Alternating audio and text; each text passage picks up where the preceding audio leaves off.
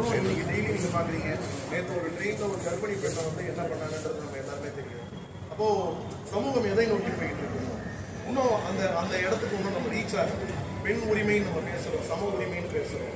சம உரிமை கிடைச்சிருச்சான்னு பார்த்தீங்கன்னா சம உரிமையோட அளவுக்கு தான் அவங்க வந்து கொஞ்சம் இன்க்ரீஸ் ஆயிருக்க தவிர முழுசா அது கிடைச்ச மாதிரி எனக்கு தெரியும். ஸோ இப்போ அடுத்தவங்களுக்கு அட்வைஸ் பண்ணலாம். அந்த அட்வைஸை விட நம்ம செல்ஃப் அட்வைஸ்னு ஒன்று இருக்கு. நமக்கான வரமுறை, நமக்கான போக்குவரை, நம்ம இருக்க வேண்டிய பாதுகாப்பு, இந்த இந்த கட்டுப்பாடுகளை வந்து நம்ம உள்ள வகுத்துக்கிறது ரொம்ப முக்கியம். தப்பான ஆள் கூட இருக்கும் போது நான் ஏன் அரசியல்வாதி சேர்க்கிறீங்க? தப்பான ஆள் ஒருத்தர் இருக்காரு, அவர் வந்து எல்லா பெண்ணுமே அபியூஸ் பண்றாரு. ஆனா வந்து நீங்க வந்து கண்டிப்பா அரசியல்வாதியை சேர்க்கணும். அதாவது கர்நாடகா சமீபத்தில் நீங்க பார்த்துருப்பீங்க. ஒரு இளம் எம்பி அவர் வந்து கிட்டத்தட்ட நூற்றுக்கணக்கான பெண்களை வந்து பாலியல் பலாத்காரம் பண்ணிட்டு அந்த பெண்களை வந்து மிரட்டி அவர் வந்து தெரியும் தேவகோட ஒரு ரிலேட்டிவ் பேரன் அவர் வந்து அரெஸ்ட் ஆனாரு.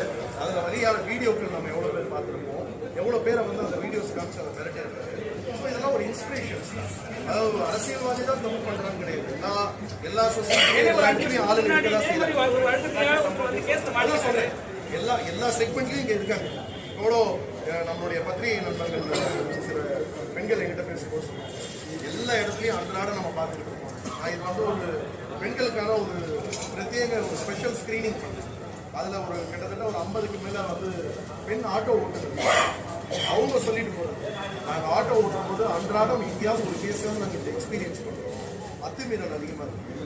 என்ன பண்ணுறது? நாங்கள் இருக்க வேண்டிய அந்த ஒரு செல்ஃப் கண்ட்ரோல்லையும் எங்களுடைய பாதுகாப்புலையும் நாங்கள் இருக்கோம்.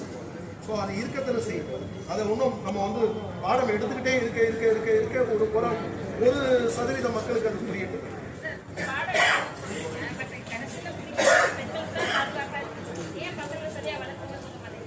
அதுதான் சொல்றேன். பெண் பிள்ளைகளை பெற்றோர்கள் முக்கியத்தை சொல்லும்போது எதிரில் உட்காந்து பார்க்கறது பெண்கள் மாத்திரம் பார்க்க போகிறாங்க, ஆண்களும் பார்க்க போறாங்க. அந்த ஆண்களுக்கும் குழந்தைங்க இல்லை சொல்லணும் கிடையாது. அது ஒரு அண்டர்ஸ்டாண்டிங் நம்ம. ஆனால் வந்து யாருக்கு ஸ்ட்ராங்காக சொல்லணும்னு ஒரு அதுதான் நான் சொன்னேன். இந்த படம் பார்த்துட்டு வந்தா காசி மாதிரி இருக்கக்கூடிய ஆளுங்க யாராவது ஒருத்தருக்கு ஒரு சின்ன கில்ட்டு கிரியேட் ஆகும். அந்த கில்ட்டு தான் சக்சஸ் ரேட். ஐயோ நம்ம இப்படி இருக்கக்கூடாதுன்னு ஒரு சின்ன தாட் கிரியேட் ஆகும். பெண்கள் இவ்வளோ பாதுகாப்பு சொல்றீங்க, 4 பெண்கள் நடிச்சிருக்காங்க. அதுல வந்து ரசிகா வரவே அவங்க ஒரு வருஷம் கேட்கும்போது பர்சனலான விஷயம் அதெல்லாம் வர முடியாது சொல்லியிருக்காங்க.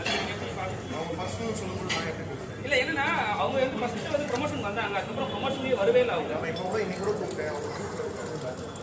அவங்க பாலா கூட ஒரு வாரம் முன்னாடி இன்னைக்கு